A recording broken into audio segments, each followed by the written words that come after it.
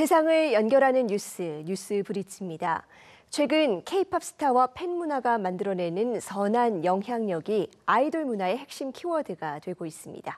K-팝 산업의 ESG 경영, 동아방송예술대학 심일철 교수와 이야기 나눠보겠습니다. 교수님 어서 오세요. 예, 안녕하세요. 예, 최근 이 K-팝 스타와 팬들의 어떤 선한 영향력이 새로운 흐름으로 정착하는 분위기입니다. 그렇다면 이 구체적으로 K-팝의 선한 영향력 어떤 개념일까요? K-팝의 선한 영향력은 아티스트와 팬들이 함께 만들어가는 문화입니다. 예를 들어 기부나 봉사 선행들을 통해서 우리 사회를 보다 긍정적으로 변화시키는 그런 영향력을 말하는데요. 과거에도 스타들의 선행은 늘 있었어요. 그런데 이 선한 영향력이라는 키워드가 언론에 본격적으로 다루어지게 된 것은 2018년 전후해서 BTS, 아이유 같은 몇몇 스타들의 선행이 이제 언론에 크게 알려졌고 우리 사회가 그 이후에 그런 문화들을 좀 받아들이면서 이제는 K-팝의 하나의 핵심 가치가 되었다 이렇게 볼 수 있습니다. 네, 스타들의 선행이 사회적인 의제로까지 확대되었다. 상당히 긍정적인 현상이라고 볼 수 있는데요. 네. 또 하나 이 K-팝의 특징 중 하나가 대중에게 모범이 되는 인성을 중요시한다는 면이라고요. 네, 그렇습니다.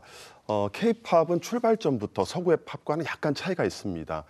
서구의 팝 같은 경우는 개인의 자유와 일탈을 좀 허용하는 스타 중심의 문화라면 K-팝은 청춘의 아픔, 성장과 같이 팬들의 현실적인 문제를 직시하면서 스타로서 모범을 보여야 한다는 어떻게 보면 인성, 도덕성, 겸손 이런 덕목을 요구받기 때문에 이것이 또 선한 영향력의 또 다른 배경이 되었다고 볼 수 있습니다.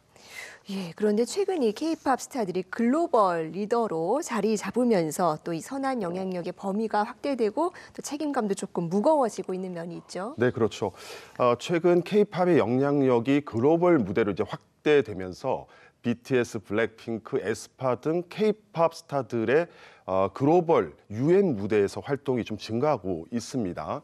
주제를 보면 이제 인종차별이나 탄소 중립 문제 등 국제사회 공통의 문제들을 리더해 나가는 선한 영향력을 미치고 있습니다.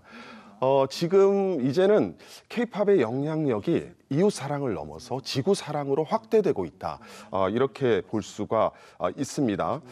그런데 이런 문제가 왜 중요하냐면 지속 가능한 지구를 위해서 ESG 경영이 굉장히 강조되고 있는 시점이지 않습니까? 네.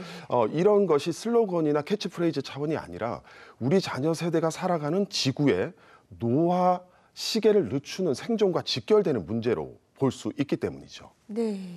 그런데 이런 흐름과는 조금 상반되게 이 K-팝 산업이 ESG 중에서 특히 환경 문제에서는 좀 이슈가 있다는 지적이 있는데 어떻습니까? 우선 이제 ESG의 E는 환경, S는 사회, G는 이제 경영 구조를 얘기를 하는데 K-팝이 과거에는 이제 G와 관련된 문제가 좀 있었어요. 예를 들면 K-팝 아티스트의 마약 문제나 성추문, 또 리더 그룹들의 경영 마인드 이런 부분이 있었는데 이제는 말씀하신 것 같이 이 환경 문제가 새롭게 대두가 좀 되고 있습니다. 이유가 뭐냐면 지금 K-팝의 실물 앨범 판매가 급증하고 있는데요. 이 처치곤란한 CD, 이 어떻게 보면 예쁜 쓰레기라고 하는데 이 문제가 탄소 중립 문제를 볼 때에 새로운 문제점으로 떠오르고 있기 때문입니다. 네, CD가 플라스틱 쓰레기가 되면서 생기는 문제인 것 같은데 네. 근데 사실 K-팝 음악이 스트리밍 중심으로 대체되면서 CD 판매량은 줄어들었던 것 아닙니까? 네, 맞습니다. 처음에 이제 스트리밍이 등장하고 실물 앨범 판매량이 줄어든 것은 맞는데 언젠가부터 이 CD와 스트리밍 음악이 분리되면서 이 CD가 하나의 그 디자인 상품으로 전환되면서 다시 판매가 늘었습니다. 특히 이제 포토카드를 모으거나 팬미팅 응모권을 받기 위해서 CD를 수십 장, 수백 장 듣지도 않는 이런 CD를 구매하는 이런 현상들이 생겼는데 그게 이제 코로나를 지나면서 기업에서 패키지 마케팅이라고 묶음 판매를 좀 강화를 했는데 그런 효과들이 팬들에게도 좀 자극적인 요소로 작용했다고 볼 수가 있습니다.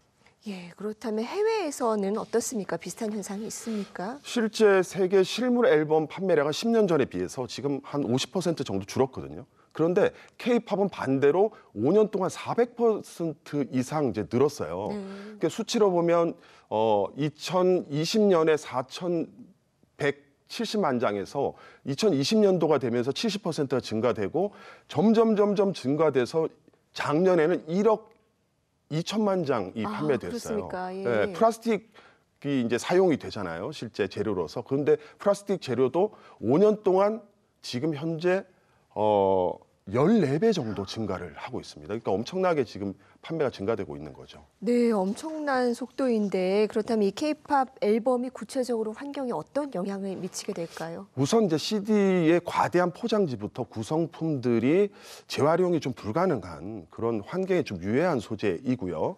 그다음에 CD 같은 경우는 자연 분해되는데 100만 년이 걸린다고 합니다. 대부분 이제 소각을 하는데 소각을 하다 보면 굉장히 유해가스가 많이 나와서 탄소 중립 요구에서 볼 때는 굉장히 구시대적 유물로 전락하고 있다 이렇게 볼 수 있고요.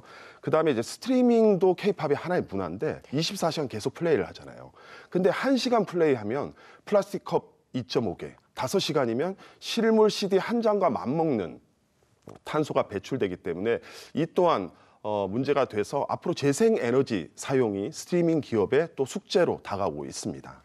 네, 기획사들도 대책을 내놓고 있을까요? 그렇죠. 우선 이제 기획사들이 ESG 전담 인력을 구축하고요. 지속 가능한 경영 보고서라고 해서 나름대로 의지를 보이고 있습니다. 그래서 재생에너지를 사용하겠다. 또 탄소 중립의 요구에 캠페인에 가입하겠다 그러면서 앨범에 친환경 소재를 쓰기도 하고 또 뭐 여러 가지 QR 앨범이라고 아이디어 이런 상품들도 내고 있는 그런 어떤 자구책들을 마련하고 있는 상황이라고 볼 수 있죠. 네, 그렇다면 앞으로 이 K-팝 산업계가 풀어가야 될 과제가 있다면 뭐라고 보십니까? 친환경 소재를 쓰고 있지만 종이도 펄프 문제가 완전히 자유로울 수가 없고요. 네. 그리고 시범 케이스인 이런 앨범 이외에 나머지 대부분의 사재기한 이런 앨범들의 문제는 해결하지 못하고 있습니다. 그리고 이제 우리 기업들이 글로벌 기준에 조금 뒤처지는 것도 사실이고요. 그래서 일각에서는 친환경 이미지만 홍보하는 그린워싱이다 이런 비판도 있거든요. 그래서 차제에 기형적인 앨범 판매 전략과 또 주객이 전도된 패키지 마케팅 이런 부분들에 대한 근본적인 문제도 해결하는 것이 필요할 것 같고요. 그것이 이웃 사랑을 넘어서 지구를 사랑하는 진정한 산업 영향력이 아닐까 생각해봤습니다. 네, 이 지속 가능한 ESG 경영을 통해서 우리 K-팝 산업이 세계 시장에서 더 많이 사랑받을 수 있으면 좋겠네요. 교수님 오늘 말씀 고맙습니다. 네, 감사합니다.